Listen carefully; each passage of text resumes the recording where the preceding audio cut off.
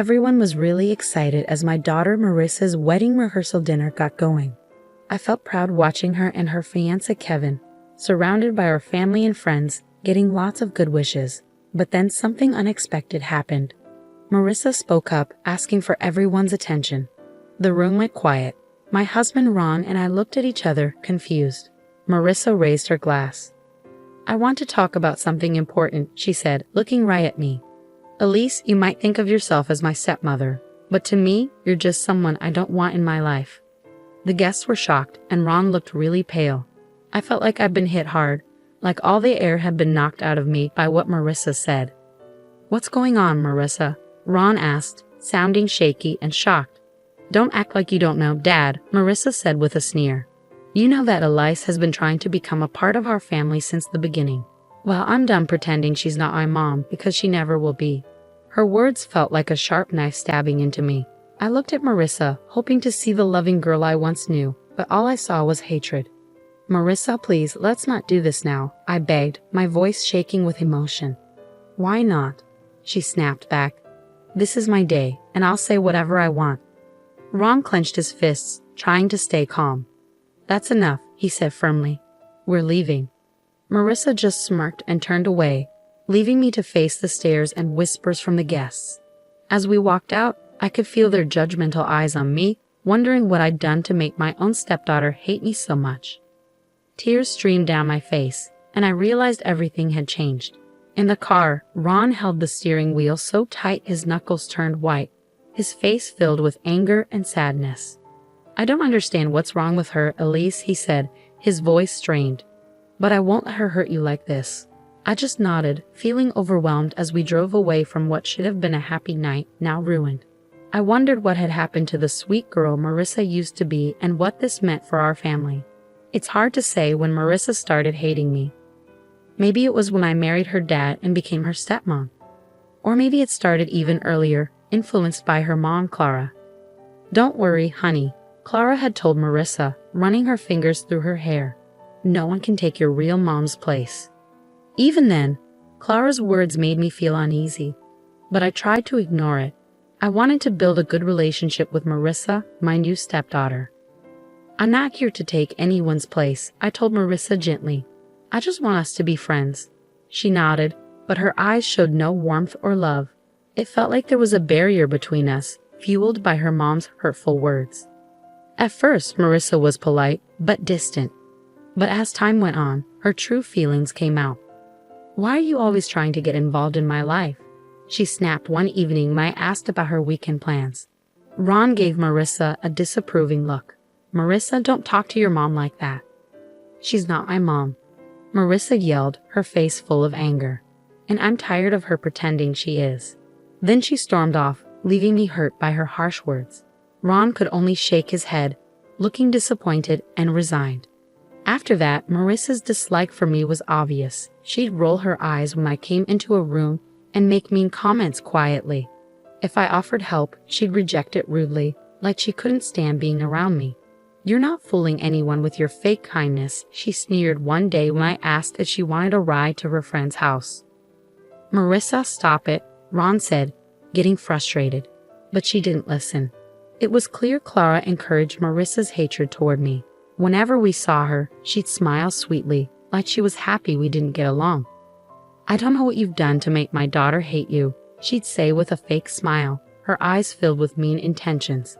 "But I guess you'll have to deal with the consequences." And deal with them I did. Marissa's hatred kept growing, like a wound that wouldn't heal, making our family life miserable every day. But I didn't realize then that her hurtful behavior was just the beginning of something much worse.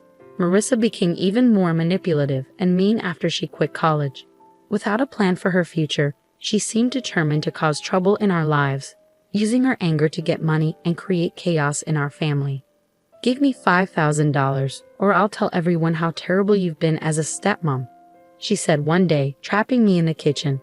I was shocked. "Marissa, why are you saying this? I've tried my best to be good to you." "Forget it," she snapped. "Just give me the money, and I'll leave you alone." I felt desperate as I realized how low she was willing to go. "I don't have that much money right now." "Then you better find it unless you want everyone to know how bad you are." After that, it happened often. Marissa kept asking for more money, and her threats got worse each time I said no. Ron was stuck in the middle, trying to make both of us happy and wondering why his daughter was acting like this. Please just give her what she wants, he pleaded with me one night after another big fight. I can't handle all this arguing. But I knew that giving in would only make things worse.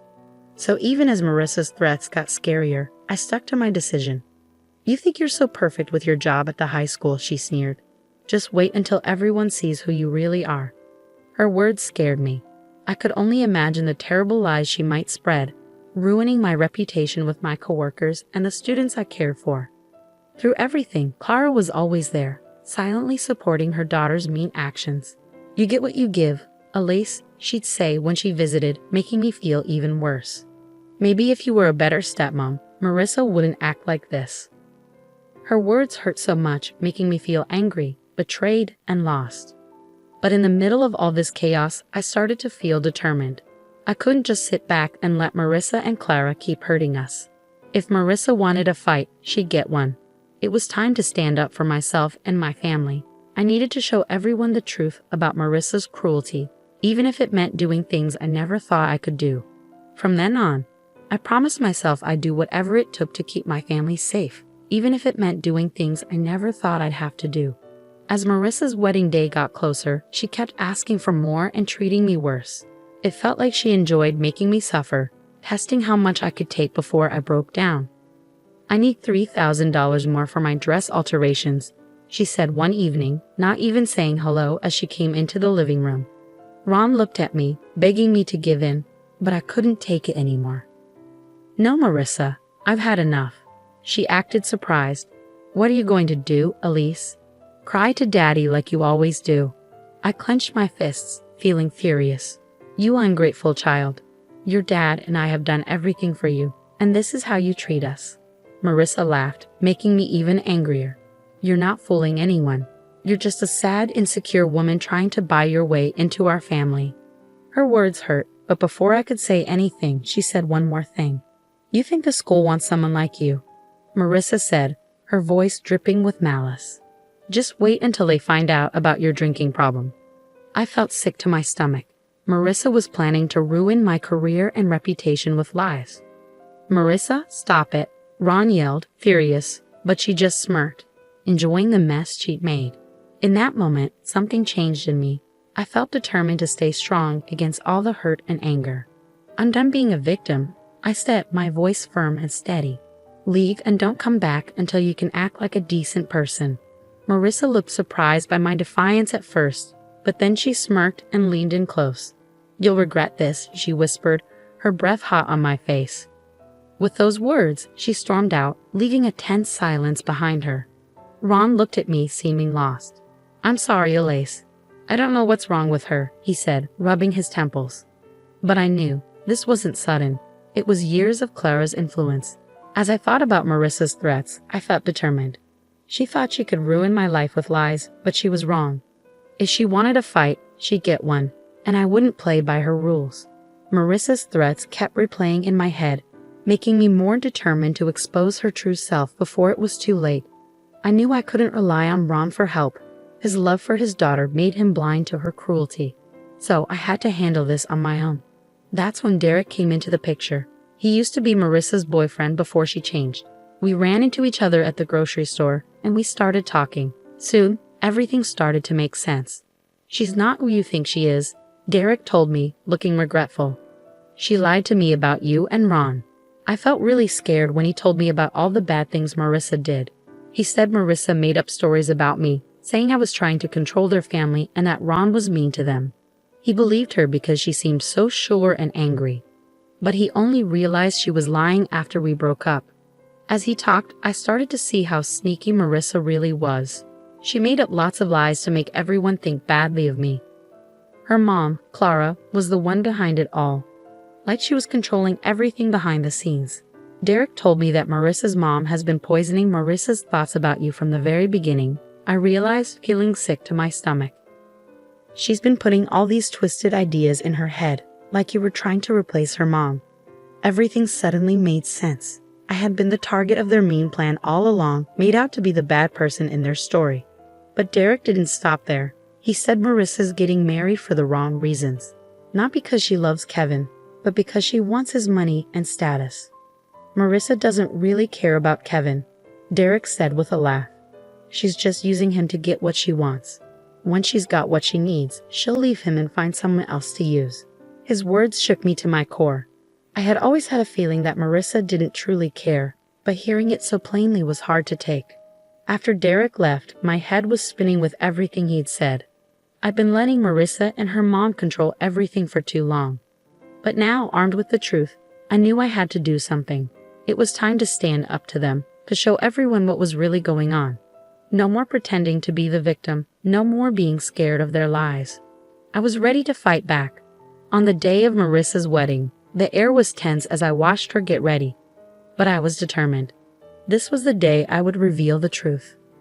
"You look so pretty, my dear," Clara said sweetly, fixing Marissa's veil with a smile. Just like a princess on her big day. Marissa glowed with happiness, soaking up her mother's praise like a flower soaking up sunlight. But it made me feel uneasy. "Yes, it's like a fairy tale," I remarked, unable to hold back, with a handsome prince and a mean stepmother. Clara's eyes narrowed, but Marissa just laughed, not seeming to understand or care about what I meant. "Speaking of mean stepmothers," she said calmly, "I'm surprised you came at all. After how you've been treating me, I thought you might skip the whole thing." I let out a bitter laugh. "Oh, believe me, I thought about it, but I couldn't miss this moment." Before Marissa could say anything, Ron popped his head into the room with a forced smile. "Everything okay here?" he asked. "Just fine, Dad," Marissa replied sweetly. "Elias and I were just chatting." Her tone dripped with sarcasm, but Ron ignored it. "Well, it's almost time. You ready?" Marissa nodded eagerly, ready to make her entrance. As the music started and the doors opened, I took a deep breath, getting ready for what I had to do. The ceremony went by quickly, with vows that felt empty and fake. But when it came time for Kevin and Marissa to kiss, I knew I had to speak up. "Wait," I shouted, my voice echoing in the quiet chapel. "This wedding can't happen." Everyone gasped and looked at me. Marissa's face turned red with anger, her fists clenched. "What's going on?" she spat, furious. I took a deep breath and stared at Marissa firmly. "Marissa, what this means is that I can't stay quiet anymore while you keep lying and manipulating everyone around you." Clara looked pale, realizing what was happening, but I continued before she could interrupt. I showed them all the proof Derek had given me, texts, emails, recordings, that showed Marissa's lies. "For years, you've been spreading lies and turning people against me, pretending to be the innocent one," I said firmly. "But not anymore. It's time for the truth." I showed everyone the evidence, explaining how Marissa had been deceitful and selfish.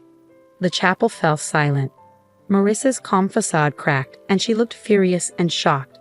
You're lying," she yelled, reaching out towards me.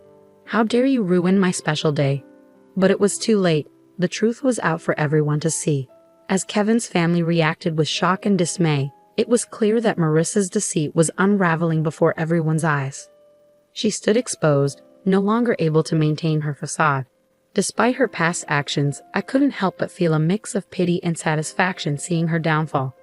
The truth had been revealed, and I had won not through trickery, but by exposing the darkness hidden beneath Marissa's lies. The aftermath was chaotic, like a bomb had gone off in the room. The silence was quickly replaced by shouts and gasps as people reacted to the truth. "How could you, Marissa?" someone yelled, their anger palpable. "This was supposed to be my special day." "Your special day was built on lies," I retorted firmly. "You can't deceive people forever." Marissa looked ready to argue, but Kevin stepped forward, his eyes filled with hurt and disbelief. "Is it true?" he asked, his voice trembling. "Were you just using me?" For a moment, there was silence as everyone waited for Marissa's response. I almost felt a twinge of sympathy for her. Almost, but then she put on that fake smile and I saw the cold, calculating look in her eyes. "No, of course not, darling," she said, reaching out to touch Kevin's face. "You know I love you so much. Elias is just trying to cause trouble like she always does." I clenched my fists, trying to control my anger. Didn't she realize that her lies were exposed? Apparently not, as she turned her angry gaze back to me. This is all your fault, she snapped, pointing accusingly at me. If you hadn't interfered, none of this would be happening. Stop, Ron's voice boomed, cutting through the tension. We all turned to see him, his face red with anger and embarrassment. I can't believe what I'm hearing, he said, shaking his head. My own daughter lying and manipulating everyone for her own selfish reasons. Marissa was silent, unable to respond. For once, she seemed speechless in the face of her father's disappointment. I don't even recognize you anymore, Ron said, his voice heavy with sadness. The girl I raised, the one who was kind and loving, she's gone, isn't she? A heavy silence filled the room as we all absorbed the weight of Ron's words. It wasn't just Marissa who felt the impact, but Clara too. They exchanged a tense look, a silent struggle passing between them. Finally, Clara broke the silence. Well? She demanded, her eyes fixed on her daughter. Aren't you going to speak up, defend yourself? But Marissa stayed silent, defeated. She looked smaller than ever, a mere shadow of the manipulative person she had become.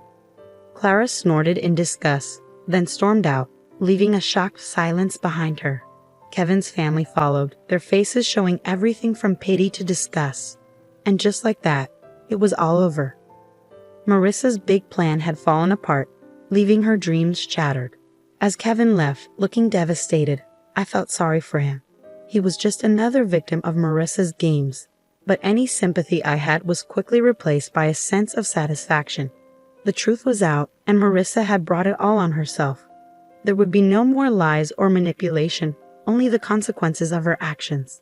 In the days after the failed wedding, chaos erupted as news of Marissa's lies spread rapidly. She found herself shunned by the very community she'd once hoped to impress. I'll never forget the sight of her at her mother's door, begging for help after her plans fell apart. Please, Mom, she cried, tears in her eyes. I need your help. I have nowhere else to go.